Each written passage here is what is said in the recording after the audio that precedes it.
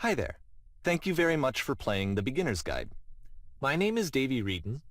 Today, I'm going to tell you about a series of events that happened between 2008 and 2011.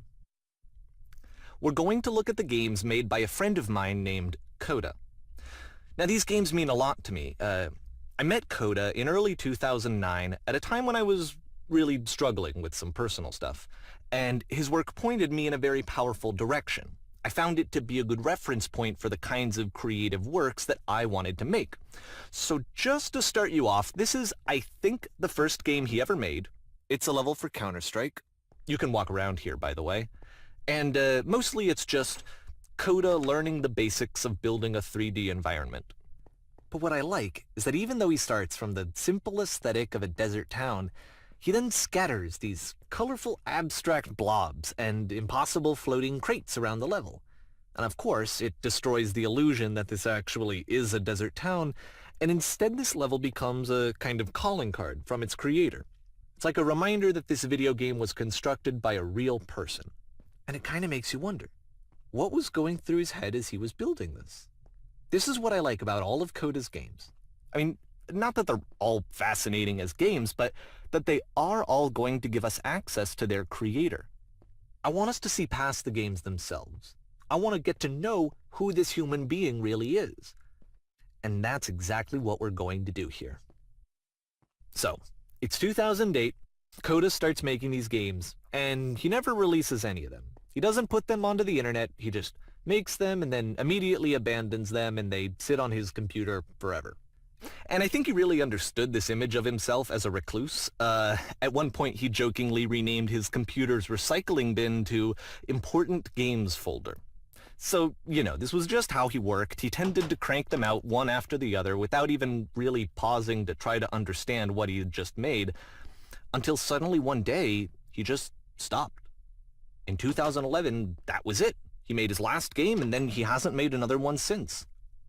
And that's why I've taken this opportunity to gather all of his work together, is because I find his games powerful and interesting, and I'd like this collection to reach him, to maybe encourage him to start creating again. And if the people like you who play this also happen to find his work interesting, then I'm sure it'll just send that much stronger of a message of encouragement to Coda. So thanks for joining me on this. If you have a particular interpretation that I haven't mentioned here, or if you just need to get in touch, you can email me at daveyWreden@gmail.com. Okay, that's about it for introduction. Let's take a look at Coda's first proper game. As each game is loading, I'll show you the date that it was completed. This first one was made in November 2008.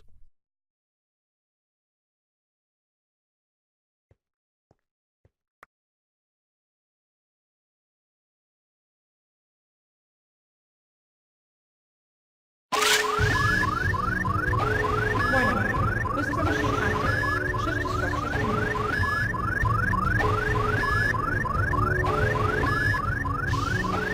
This game is called Escape from Whisper, and it's one of the more generic games you'll see from Coda.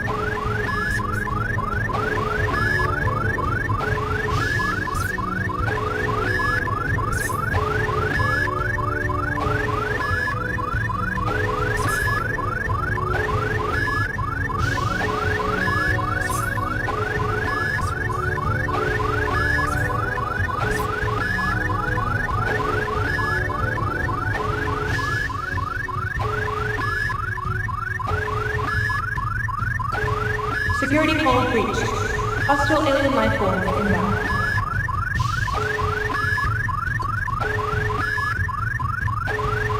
It kinda looks like this game was abandoned mid-development. For instance, you have this gun, which you'd think would indicate that there are supposed to be monsters or enemies somewhere, but then clearly there are no enemies anywhere. You can't even reload the gun when you run out of bullets. But ultimately we don't really know. Maybe Coda thought that actually it was complete the way that it is. And I think that we should talk about his games for what they are, rather than for what they're not.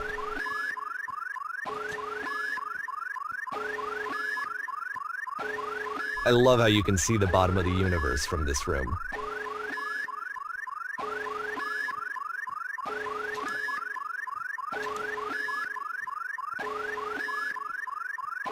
Apparently this space station has a labyrinth on it.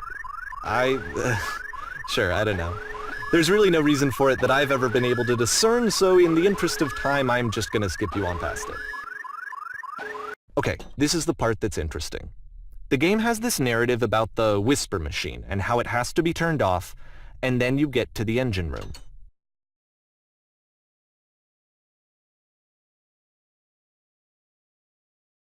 Hey, you there, in the engine room. You could save us all. That beam is powering a whisper machine. We could disrupt it by introducing a great enough heat signature. If your body could stop the beam. It's so much to ask, but for all of our lives, would you do it? Could you give yourself?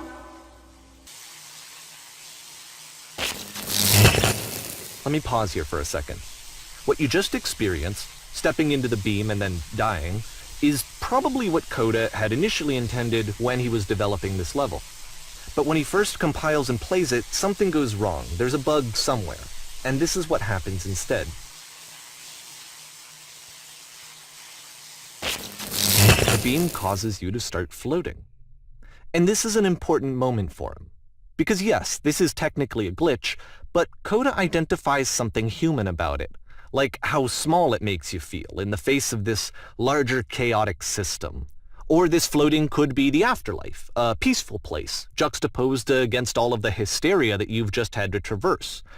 I don't even know. I have no idea what he was thinking, but what's clear is that after making this, something lodges itself in his brain. He wants to do more of these really weird and experimental designs. So he stops work on this and moves on to a stream of tiny little games that go in all sorts of directions. Let's go ahead and take a look at the first game he made after leaving this one behind.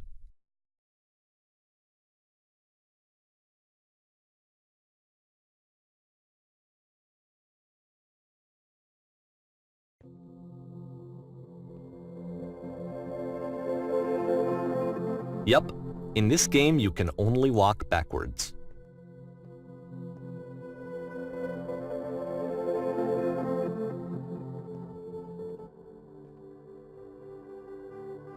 So it's a short and relatively minimalist experiment combining motion and narrative. It is less advanced than the previous game, but actually it seems to be more focused, more complete. Coda's trying to give it a unique voice rather than simply basing it on a pre-existing trope.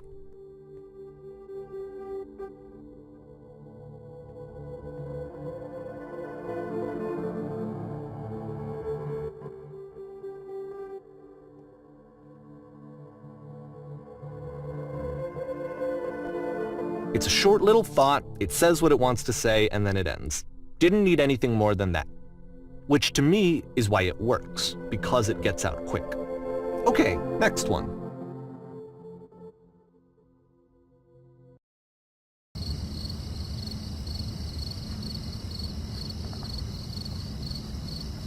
And that's it. Okay, the meaning of this game won't be clear just yet. Please be patient with me for a few more games, and I promise you'll see what makes it interesting.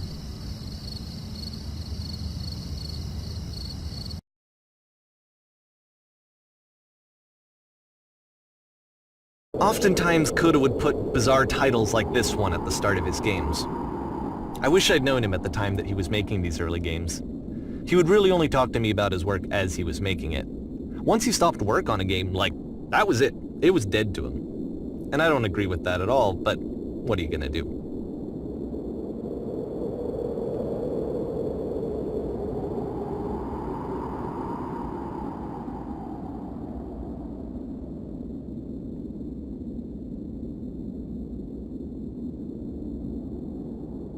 Once you've been slowed to an absolute crawl, the door at the top of the stairs opens. So why, if Coda's not showing these games to anyone, why bother opening the door at all? Well, to show you, I'm modifying the game here so that when you press enter, it'll bring you back up to full speed so you can enter the door for yourself.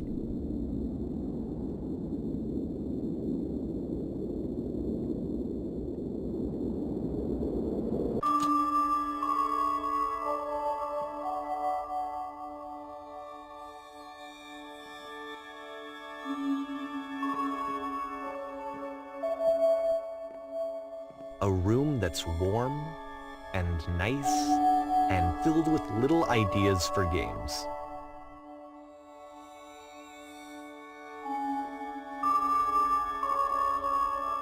Coda would often tell me that he didn't mind if people thought of him as cold or distant. He said that he knew that he was actually a vibrant and compassionate person, but that it takes time to really see that. It can be a very slow climb to get there.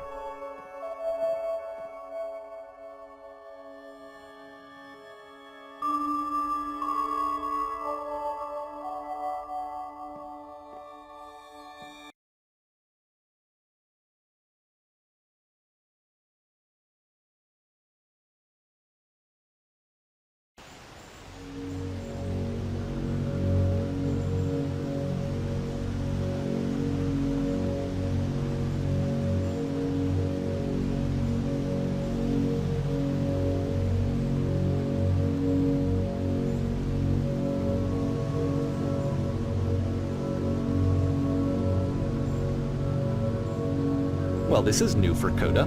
It's an actual puzzle. Go ahead and see if you can solve it.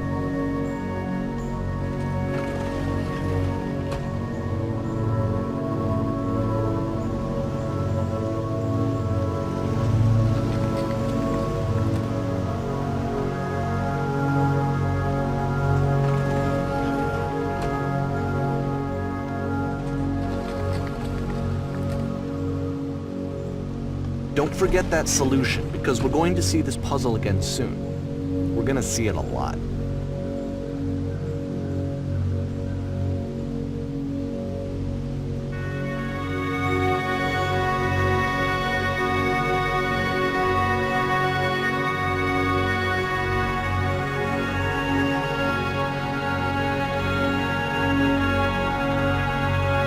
So that seems to be it, right? You walk down a corridor, you solve the puzzle, you get to the end. Simple enough. Alright, now I'm going to modify the game again, so that when you press enter, it'll remove all of the walls from this room. How about that? There was more to it than we had any way of knowing. I actually find it funny that this game comes after the Stairs game, since they essentially convey the opposite idea. So, in the Stairs game, a dull exterior concealed a rich interior. And then, in this level, a dull interior hides this fantastic outer world. Either way, I think that the point is the same, is that most of the time you don't get to know what you're missing, or even that you're missing anything. That's not your role as a player. So if your role here is not to understand, then what is it?